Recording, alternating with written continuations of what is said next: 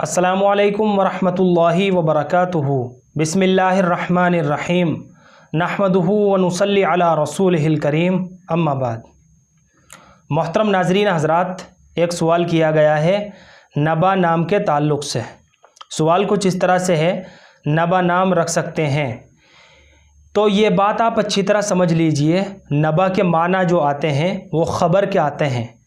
نبا جو ہے خبر کو کہتے ہیں، اور قرآن کریم کے اندر یہ لفظ کچھ اس طرح سے استعمال کیا گیا ہے، عن النبأ العظیم، 30ویں پارے کے اندر۔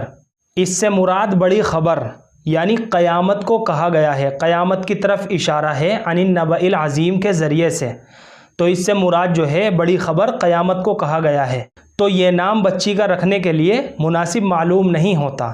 بہتر یہ ہے کہ آپ اس نام کے بجائے بچی کا نام صحابیات کے ناموں میں سے کوئی ایک نام منتخب کر کے اپنی بچی کا نام رکھ لیجئے، یا پھر کوئی اسلامی اچھا معنی والا نام رکھ لیجئے، تو یہ زیادہ بہتر بات ہے۔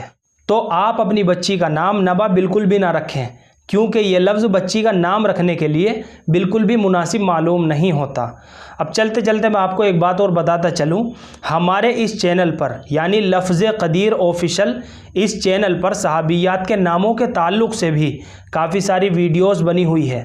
آپ ان میں سے جا کر بھی کسی ایک نام کا انتخاب کر سکتی ہیں۔ مجھے امید ہے کہ آپ سبھی حضرات کو اچھی طرح سمجھ میں آ گیا ہوگا۔